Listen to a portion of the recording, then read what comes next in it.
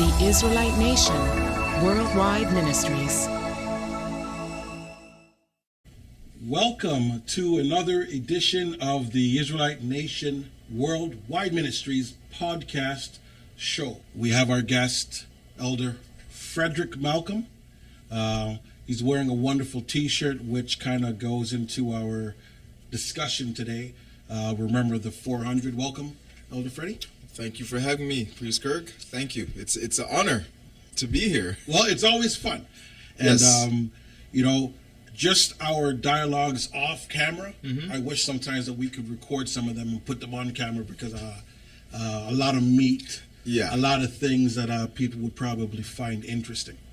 And sometimes those are private conversations that can't really let everybody know. Yes. You got to bring them along a little bit at a time. Agreed, 100%. We can't give everybody everything. So, what are we talking about today? What are we doing? Wow. Today we want to talk about Remember the 400. We want to talk about that in terms of not only what it meant for us last year at this time, the whole ramping up and going down to Virginia, that whole feeling of the preparation for this year. Just taking us back somewhat, I remember when Elder had first mentioned it, and this was down in, when we were at Elder's basement when the nation started, in a nutshell, and he told us, this is about 30 years ago. He told us he had written in his book prior to that, and he had highlighted what the 400 years meant to us as a people. And a lot of times we don't really understand on the surface in general, but 400 years is a cycle for us as a people. 400 years was first mentioned in the book of Genesis, so 400 years is always tied to us as a people. Some people would sing songs about it, but you don't really understand it until you start to see how it unfolds for us. So when you take 400 years, it's always a cycle with us as a people. Each one of the nations that were involved in our slavery, as a matter of fact, even the places that we went to as slaves, there's always a 400-year cycle when it comes to that. So when we started our trek over here, there's 400 years. So when you take, for example, the countries in the Caribbean, each one of those countries that we had something to do with as a people, being brought there as slaves, they all had the 400-year cycle. The countries that enslaved us, those countries themselves, they went through their own 400-year cycle. So things that they did to us, once they interacted with us as slaves, once they started selling us as slaves, you would see the cycle of 400 with these countries. I understand. And this is something that Elder highlighted in his book. And so you go through the countries like Spain, Portugal, you go... So let me back up here. Yeah. So just so it's clear, we're talking about the trek from West Africa, the transatlantic slave trade, coming across the Atlantic to the various Caribbean islands. And what you're saying is that count of 400 years being a cycle individually from each one of those islands, they all have their own 400 years. They all have their own 400-year cycle. And so this dates back to what was said in Genesis chapter 15, where it talks about, behold, that prophecy that was made to Abraham, behold, thy seed shall be a stranger in a land that is not theirs, and they shall serve them for 400 years. And after that 400 years, that nation whom they shall serve will I judge, and afterward shall they come out with great substance. So that is, it sets the tone for us as a people. And what we've always taught here at the nation is that 400 years does not count the time that we were in Egypt, because we went into Egypt and it wasn't 400 years that we were there as slaves. We were not oppressed for 400 years, because at that time that we initially went into Egypt, we had Joseph, who was basically the prime minister. He was the president. The only person more powerful than Joseph at that time was the Pharaoh. And after Joseph, there was a dynasty of kings. And most historians and a lot of people get it confused, and they do attribute that Egypt was under the rule of Hyksos kings, or Hyksos kings, but those kings were known as the shepherd kings. So when you have the understanding that we have, knowing what a shepherd is, knowing that the shepherd kings ruled Egypt, two and two together, and it takes place about roughly the same time. So those shepherd kings, and they said they ruled Egypt for about 200 years, and those were the Israelites that were in power and in control. One thing that a lot of times people don't really understand too is that the Egyptian spirit, the way the Egyptians behave, is that they're prone to rewrite things in their favor. So when you see on the because you've got historians that talk about the Hyksos kings, and then they show you pictures on the tombs and on the inside of these places that, yeah, here's the Hyksos and they ruled, and you know, after that this and that happened, and then they were expelled. But they don't really tell you that these Hyksos were those foreign invaders. They label us as foreign invaders because they don't want to tell you the truth. The same way that this Egypt today, when they start covering things up in the past, they don't want you to think, or don't want you to know that things happened, like Black Wall Street happened, or all the things that they've hid in the past and try to sweep underneath the rug to make themselves look good and make everyone else look bad. So you can see that that spirit of Egypt is transformed, and it's transported to the new Egypt. It's not just the monuments. It's not just the way that they go about things, making themselves larger than life, building monuments of So when themselves. you say New Egypt, Yeah. The new Egypt definitely is where we are today in North America, the United States of America. I mean, you don't have to look too far. The old Egypt was built on the oppression of our people, and our people was who was used to build the old Egypt.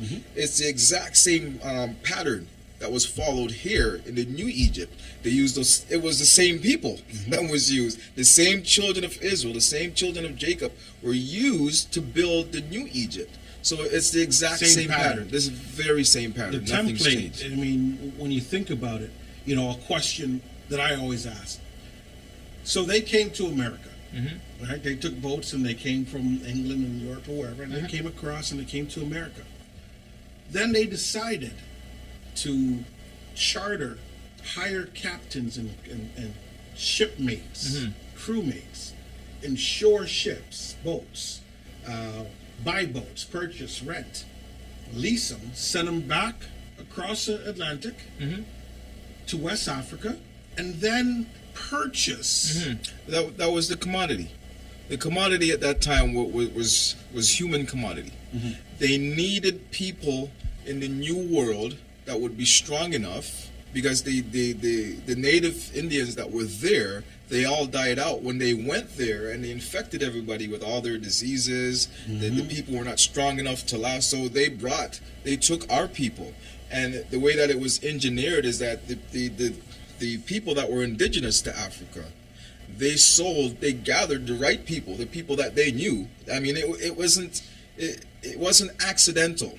It wasn't just people captured from wars. They knew specifically the people that they had to take to sell, because the ships were waiting, and that was the commodity. They needed the labor force to build. The same way that the labor force was us in the land of Egypt, Right. the original land of Egypt, the same way we were the labor force, free labor. There's absolutely nothing more expensive if you have a business than your labor costs. Your payroll costs. That's it. Right. So to have free labor and utilizing the children of Israel to do it, I mean, other nations were confederate against us. I mean, it goes deep. It's amazing because to do all of that, it shows you that it was very specific.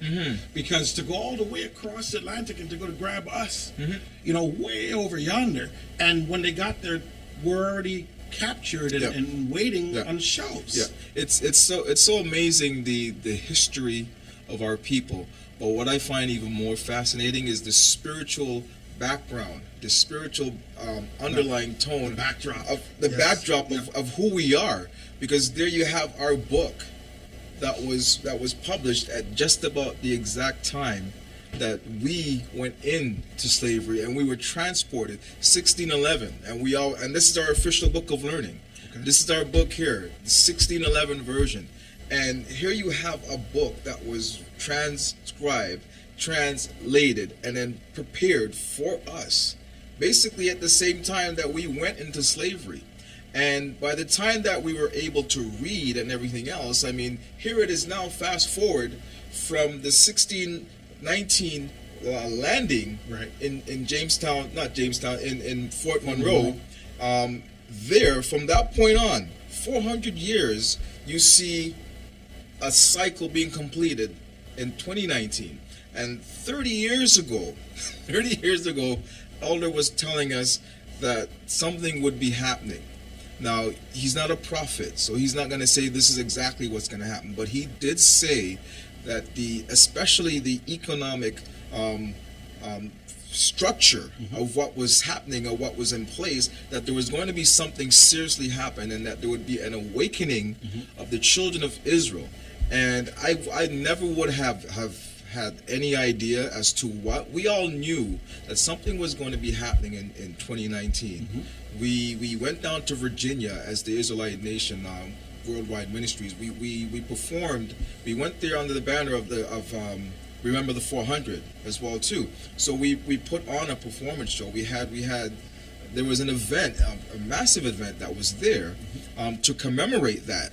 So we went. I think we were probably the only Israelite group, the only Israelite organization that was there to put our stake in the ground and say we remember this day, not because we came here as slaves, but we remember this day because this is what was told what happened to our forefathers. So we celebrated the arrival of our ancestors in Fort Monroe at that year, which was very important for us, and to also acknowledge the fact that this is our beginning. Like the first 20 came here, so it went largely uncelebrated by people that were there. People that you would think, celebrities that we reached out to, and people who said that they would be there weren't there, but it's extremely important. It was of no importance. It wasn't of any importance to them. Yeah, it was not. So when Elder was teaching about the 400 years, and when we made things happen, it felt great to be there. It was really an experience. And now, even after Elder had done videos and lessons on it, people are still doubting. But lo and behold, the month of Adar, the end of Adar, which is our last month of the year, ended, and that was in our Israelite calendar. So the Israelite calendar. For those of you who are not aware, the secular calendar, January to December, we don't follow that. We follow the months as per, and the seasons as per it is in the scriptures. And the month of Adar, as Elder Freddy is saying, is the last month of our year. The last month of our year ended February 2019. Right. So 2020 is when it ended, in February. And from February, March, April, we're still in this whole COVID situation where the entire world has changed. The entire world has changed overnight in such a way that it unprecedented, completely unprecedented. You're not able to live the life that you live as it was a few months ago. And right, as you said, overnight, completely changed. We are still in this. We're still in this COVID-19 situation. We're still in this Corona situation.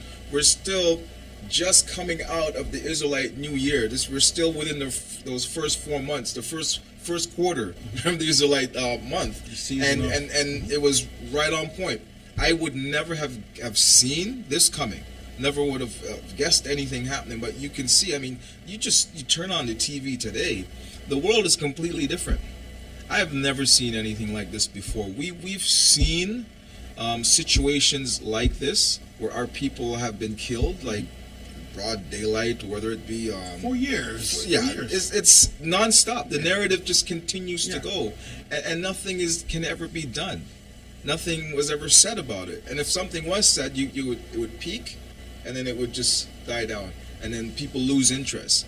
But for some strange reason, something happened this year when George Floyd, when he was murdered in the street, I mean, you can just see, like, we don't know exactly what's happening, but you can see that there is a change. There is something that's bubbled up underneath. I mean, people don't even think that that the COVID-19 is out anymore.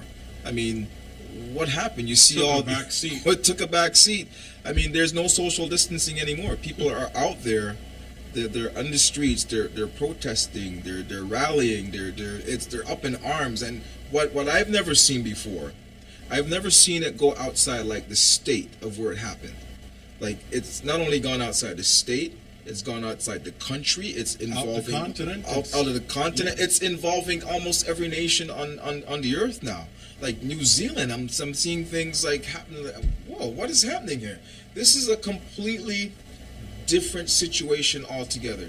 I don't know what's going to come of it. I don't know what's going to take place, but we do know that of 2019, there was a change. The end of 2019 for the Israelite calendar, and it didn't miss a beat. It was like, bam, just like that. Matter of fact, we celebrate, when our new year comes around, we celebrate big, hard, right? Yeah. And we had to downscale it. Yep. Because this COVID thing was on the bubble. Social distancing, how many people could meet, is a banquet hall going to be open still? Can our stores, so we had to downscale it, and this was the first time. Yeah. And it has happened right at the end. 2019, as per the Israelite calendar, ended, and boom, the world changed. And it wasn't a prediction. It's not something that somebody predict. Like Elder told us exactly. 2019, look out for 2019 is what he said, and there you have it. And I don't know how you can doubt it. Like, it's not a situation where the clouds are opening, but you can definitely see, you can sense there's a massive change. You're living in it. There's a massive change. And the thing that I always try to address with this whole thing is that people take Egypt for granted, and they don't realize the power of the spirit of Egypt that we're in. Because it was the spirit of Egypt that was used to oppress us. That spirit of Egypt, it involves a lot of utilizing the dead. And that's what you see today. Christianity, you have the whole thing with the whole tying of Christianity and Egypt, because they all utilize the dead. Like, the dead is what's prominent. And for us as Israelites, we know that the dead is unclean. So when you see a situation like this, I mean, again, I'll have to bring up George Floyd and his whole situation and what they did. I mean, what we do, we simply, as Israelites, we bury our dead. We honor those that have passed on, but it's just the whole handling of the dead situation. That kind of get it over with. Yeah. Like, it's a moment where we mourn. You mourn your dead, as Jesus said. Let the dead bury the dead. Right? Yeah. You bury your dead, and then you move on. We don't exist there. We don't worship there. Right. Our culture is not within that area. And that's what Christianity has taught us. Christianity has taught us to dabble with the dead. Let me ask you a question, because you're getting into an area there which I think we should probably slow down and speak about it. We speak at a different frequency, so let's change the channel so we can include everybody. So, Christianity, when or how was it introduced to the slaves? At what point? We were in West Africa. We're not indigenous to Africa. Nope. Right? Another topic. But we ended up in West Africa. And at that point, there was no Christianity. We didn't have any Christianity within us formally, right? We end up 400 years later, and we are all Christians. Yep. So let's kind of put some color there. How was it introduced? Who introduced it to us? Well, definitely. This was in order for you to get a slave to work for you, because that's all we were seen as. So in order to do that, you first have to bend and break the will of the slave. So Christianity from the onset was used. It was used against us. They had commissioned, knowing that what they were doing wasn't true, because you have to understand is that all their blessings came from the Vatican. It came from that papal background. So the ships, down to the ships that they used, they named them after their Christian saints or what have you. So it was all commissioned. So by the time that we get here, you have to break the will of the slaves. We were separated, so there was no way for us to communicate. So the entire thing of Christianity, when you view Christianity, you have to view it under the mindset that this is witchcraft.